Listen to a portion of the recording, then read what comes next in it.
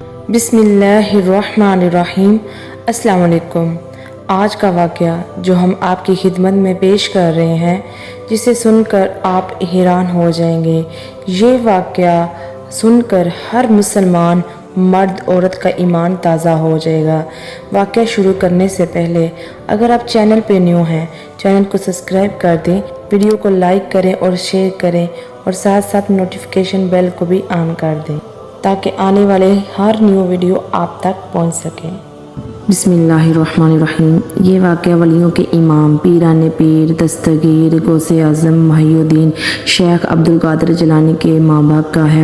حضرت ابو صالح رحمۃ اللہ علیہ آپ کے والد روزے کی حالت میں دریائے دجلہ کے کنارے چلے جا رہے تھے۔ کھانا کو 3 دن ہو چکے تھے۔ کھانے کی کوئی ایسی چیز پاس موجود نہ تھی جس سے روزہ افطار کر سکے۔ عین افطار کے وقت پانی میں بہتا ہوا ایک سیب آ گیا۔ آپ نے ہاتھ میں پکڑا اور اس سے روزہ افطار کر لیا۔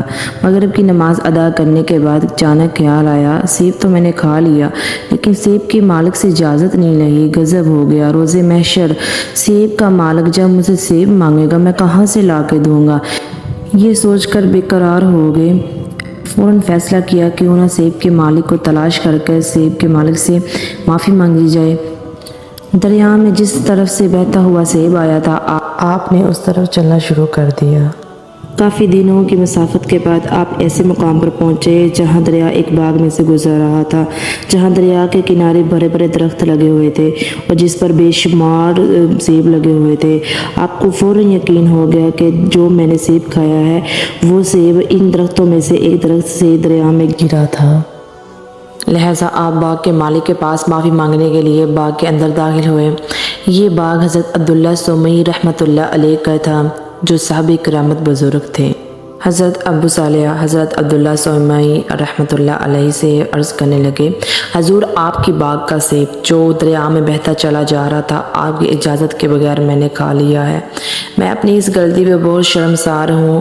برائے کرم میری اس غلطی کو معاف فرمائے تاکہ روز قیامت بارگاہ خداوندی میں مواخذہ نہ ہو۔ حضرت عبداللہ سومئی رحمۃ اللہ علیہ صاحب نظر اور صاحب کرامت کے مالک تھے۔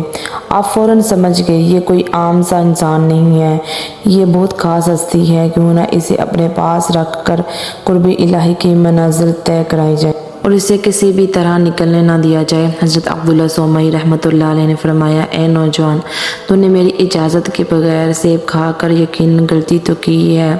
اگر تو معافی چاہتا ہے، میرے اس باغ کی 2 سال رکھوالی کر، پھر سوچوں گا کہ معاف کرنا ہے یا نہیں۔ حضرت ابو صالح نے شرط منظور کر لی۔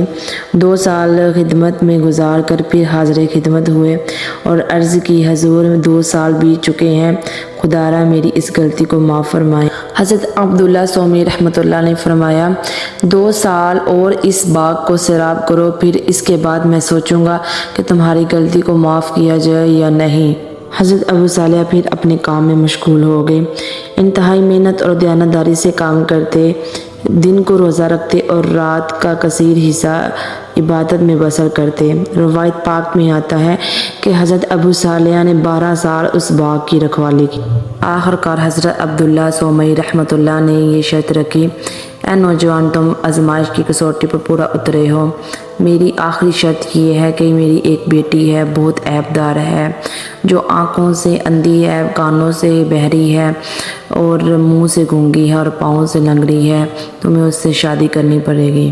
حضرت ابو صالح نے یہ شرط بھی منظور کر لی، صرف اس سیب کی معافی کے لیے کہ کل قیامت والے دن اس سیب کا بدلہ نہیں دے سکوں گا۔ حضرت عبداللہ سومئی نے اپنی بیٹی کا نکاح حضرت ابو صالح سے کر دیا۔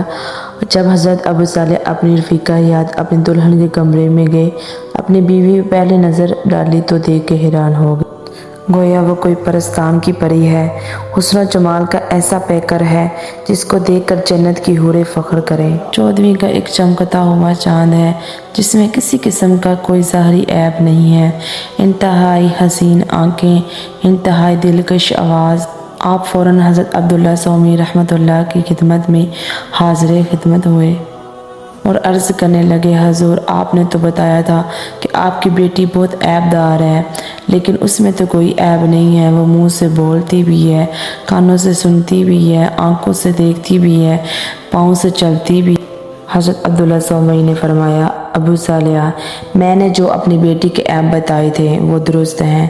میں نے آنکھوں سے اندھی اس لیے کہا تھا کہ میری بیٹی نے آج تک اپنے باپ کے علاوہ کوئی غیر مرد نہیں دیکھا۔ کانوں سے بہری اس لیے کہا تھا کہ آج تک میری بیٹی نے قرآن و حدیث کے علاوہ کوئی غیر ضروری جملہ نہیں سنا۔ زبان سے گونگی اس لیے کہا تھا آیات قرآنی اور حدیث نبوی کے علاوہ کوئی بات نہیں کی۔ پاؤں سے لنگڑی اس لیے کہا تھا کہ آج تک میری بیٹی نے اپنے باپ کی دہلیز چھوڑ کر باہر نہیں نکلی۔ یہی وجہ ہے میری بیٹی آنکھوں سے اندھی ہے، پاؤں سے لنگڑی ہے، منہ سے گونگی ہے اور کانوں سے بہری ہے۔ اللہ اکبر، سبحان اللہ، کیا شان ہے جس کے باپ اتنا تقوی گزار اور ماں اتنی پرہیزگار ہو تو لال بھی شیخ عبدالقادر جیلانی محی الدین غوث اعظم جیسے پیدا ہوتے ہیں۔ امید ہے کہ آپ کو یہ واقعہ پسند آیا ہوگا۔ اس واقعہ کو صدقہ جاریہ سمجھ کے شیئر کر دیں۔ ملتے ہیں اگلی ویڈیو میں، اگلی ویڈیو کے لیے اللہ حافظ۔